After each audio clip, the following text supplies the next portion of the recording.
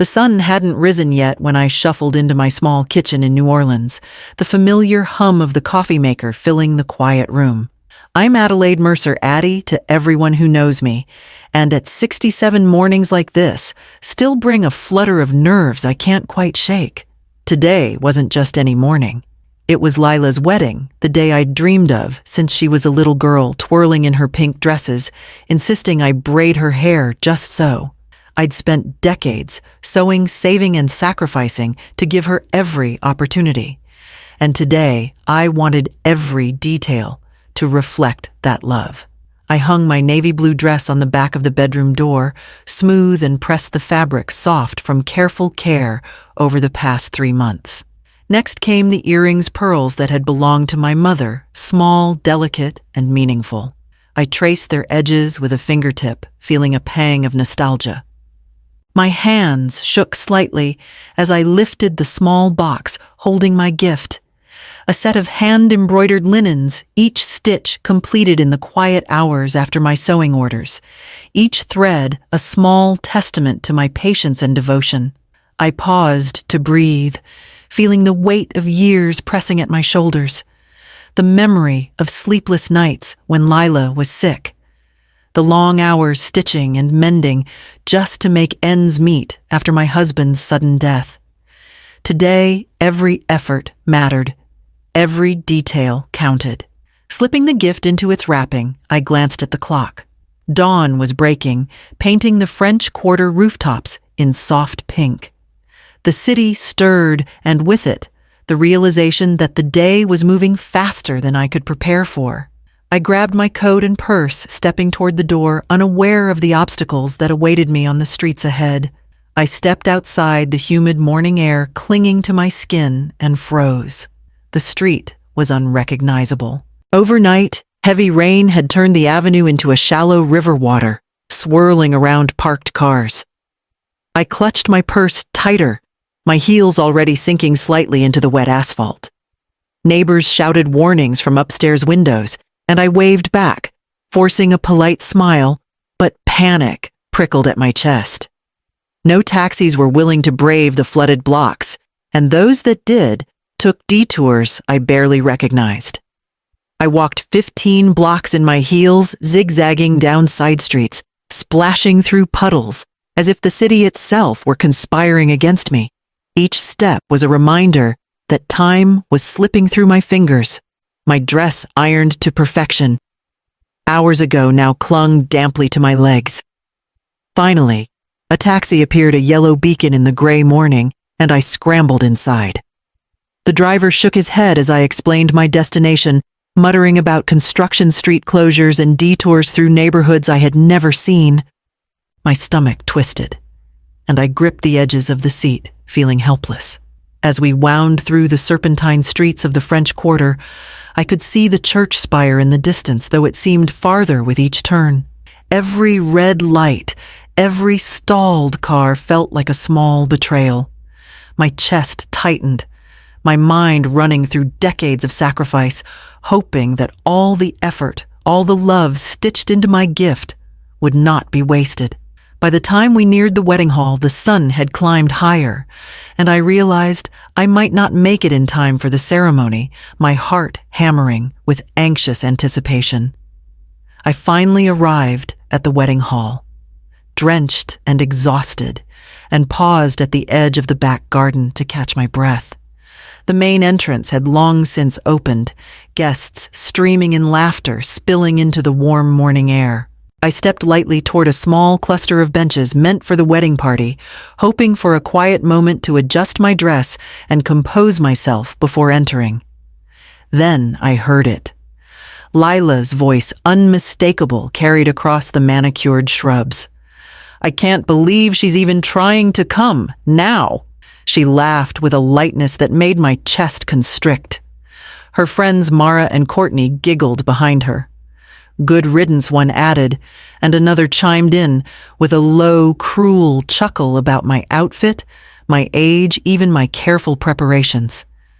I froze, the sound of their voices hitting me like a cold slap.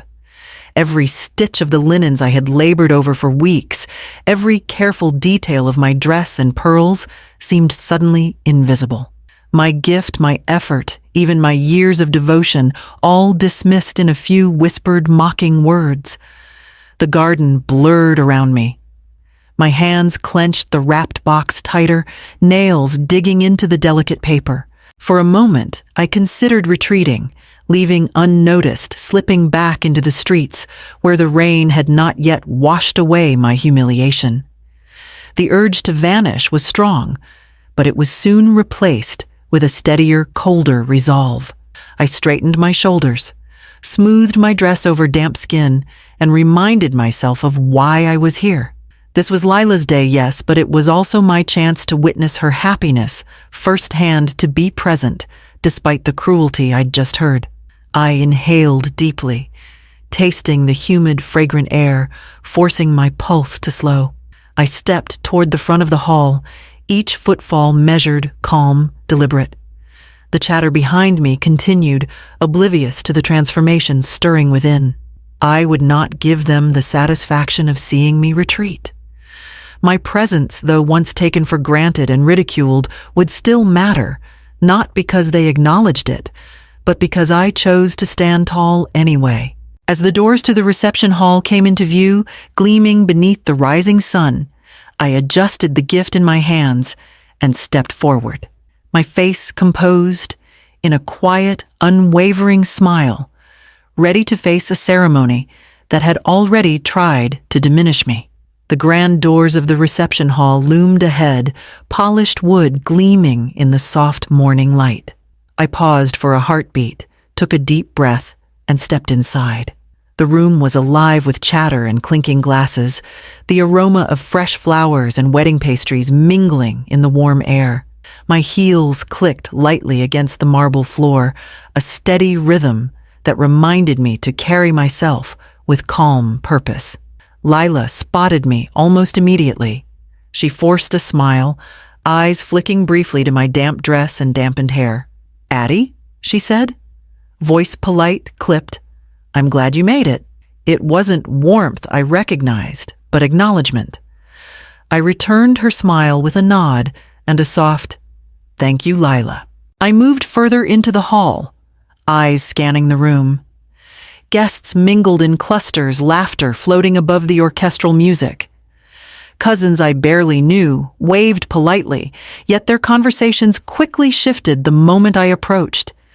Even my sister-in-law Dana, who had once welcomed me with open arms at family gatherings, subtly redirected her friend's attention away. At the head table, Lila and her new husband James were surrounded by close friends, their world of polished speeches and carefully orchestrated photographs. The contrast was sharp. The sense of belonging I had always felt, now replaced by a quiet distance. Invisible lines separating me from their carefully curated celebration. I adjusted the folds of my dress, lifted my chin, and reminded myself that my presence mattered even if they didn't notice. My chest tightened with a familiar ache, but beneath it, a spark of determination stirred. I would not shrink. I would not vanish. With the wrapped gift clutched firmly in my hands, I made my way toward the seating area, blending composure with quiet resilience, ready to witness this milestone in Lila's life, while quietly holding my own dignity intact. The time came for the gift table to be opened, a small cluster of relatives and friends gathering around with expectant smiles. I approached cautiously, my hand still clutching the neatly wrapped package. Inside were linens I had spent countless evenings embroidering tiny, precise stitches, forming intertwined initials, delicate floral motifs. Each one a labor of love after long days at my sewing machine. I had imagined Lila's delighted reaction, the way she might glance at me with quiet appreciation, a nod of recognition for all I had given her over the years. Instead, my gift was met with a perfunctory, whispered "Thank you, Mom," barely audible above the chatter. Lila lifted it briefly for the photograph, then set it aside among the other smaller, less personal items. The care and time I had poured into every stitch seemed invisible. The gesture that had been my pride, my silent testament of devotion, was treated as a formality, a routine obligation rather than an offering of love. I stepped back, swallowing the lump forming in my throat. Around me, the energy of the room carried on, the laughter and clinking of glasses unabated. Cousins whispered, friends chatted, yet none paused to acknowledge the effort behind my gift. Even the older relatives who had once shown warmth and curiosity about my life seemed distracted, their attention absorbed by the younger crowd. A sharp pang of betrayal cut through me. Decades of sacrifice nights sewing garments to make ends meet, mornings preparing meals. The countless ways I had supported Lila's dreams were treated as inconsequential. The realization settled heavily. My presence, my contributions, my love had long been taken for granted. I held my composure, though my fingers tightened around the wrapping. I reminded myself quietly that my worth was not measured by recognition from others, even those I loved most. Still, the sting of being dismissed so casually gnawed at me, deepening the ache that had been forming, since I had overheard the laughter in the garden. As I turned, slightly scanning the room and its polite indifference, I felt a shift stirring inside. This moment, painful as it was, marked the beginning of something I could no longer ignore. A quiet reckoning with the way I had been undervalued, and the first spark of determination to reclaim my dignity and place however unseen it might remain to them. After the ceremony ended and guests drifted into animated conversations, I found a quiet corner near the floral arrangements. The noise of the hall seemed distant, muffled, as if the laughter and chatter existed in another world. I sank into a chair, the edges of my dress damp from the humid morning, and let my gaze fall on the gift table where my hand-embroidered linens still lay untouched. A familiar ache settled in my chest, one I hadn't fully recognized until now. Decades of devotion flashed before me, the nights I had stayed sewing after long days to ensure Lila had costumes for school plays. The meals carefully prepared, the little lessons about life I had tried to teach her through stories and patience. Even after my husband died, I had carried on raising her alone, building a world where she could thrive. And yet in this moment, I saw clearly how those efforts had been quietly minimized, relegated to the background of her new life. I traced the pearls on my wrist, inherited from my mother, and felt the weight of expectations I had silently absorbed for years, always available, always giving, always putting their needs before my own. The laughter I had overheard in the garden, the dismissal of my gift, these were not isolated acts of cruelty. They were echoes of a family dynamic that had quietly asked me to exist only as a helper, a background figure never fully recognized for my individuality or my sacrifices. For the first time, I questioned the boundaries I had accepted without thought. Had I allowed myself to be invisible in my own life? Had my love, unwavering and unconditional, become a form of self-erasure? The idea was startling, almost frightening, yet within that unease stirred a seed of empowerment. If my presence had always been treated as optional, perhaps it was time to reconsider how I showed up, not to punish anyone, but to honor myself. I straightened my back, inhaling deeply, feeling a subtle shift in the rhythm of my heart. My gaze wandered to the church windows where sunlight spilled across the marble floors, casting long, gentle shadows. I realized that my worth did not depend on their recognition, nor did my love need their approval to be valid. The question that had lingered unspoken now surfaced with clarity.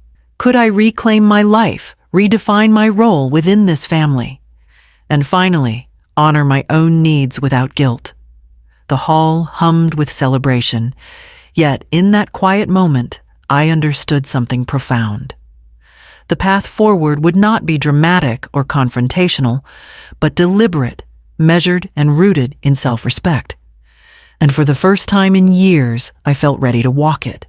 The morning after the wedding, I sat at my kitchen table with a steaming cup of coffee, listening to the city awaken outside my window. For the first time in decades, I did not reach for my phone immediately to check messages or calls from Lila or her friends. The familiar impulse to be available to anticipate their needs sat uneasily beside a growing sense of quiet determination. Over the next few days, I began small experiments in reclaiming my time. When Lila called to ask if I could help with an upcoming gathering at her apartment, I paused before answering. "I won't be able to," I said softly, the words foreign yet liberating as they left my mouth. There was a faint, puzzled silence on the other end, but I held firm. For years, I had been the automatic solution to every problem, the ready helper, the background presence. Now, I was testing the boundaries of my own life.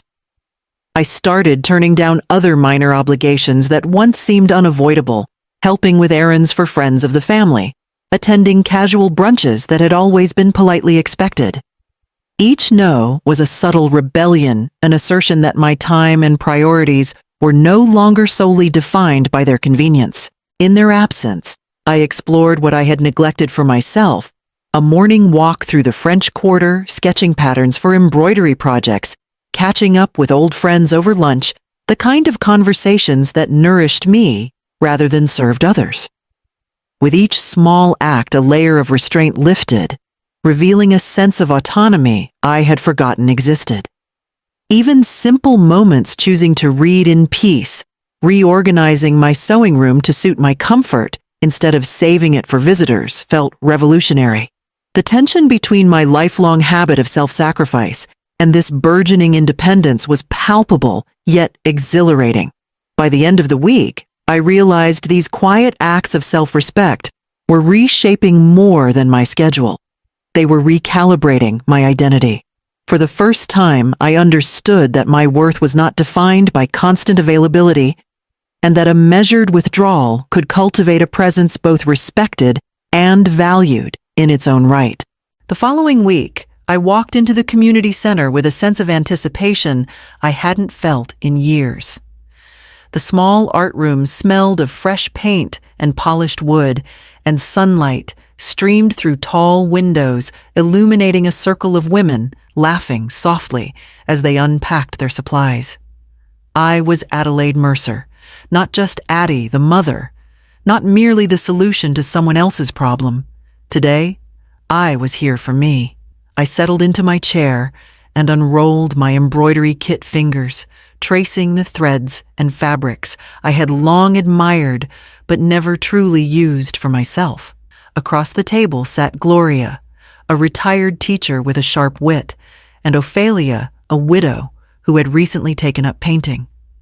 We exchanged introductions and stories, our voices mingling with the quiet hum of focused creativity. For the first time in decades, conversation wasn't about errands, obligations, or expectations. It was about our passions, our ideas, our lives, outside the roles we had played for others. The hours passed in a blissful rhythm.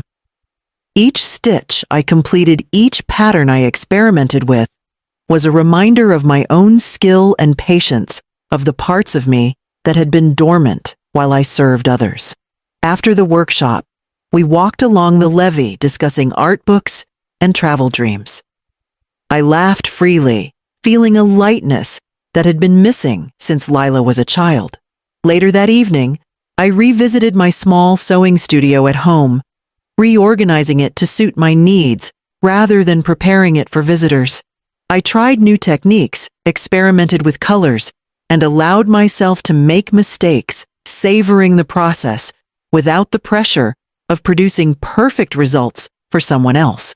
For the first time, I realized that joy could exist independently of family approval. I could plan my days, choose my companions, and pursue my interests without guilt. The world I had built for Lila and others had not vanished. It had simply shifted, Now there was room for Addie, not just the mother, not just the caretaker, but the woman who had been waiting quietly for permission to exist fully.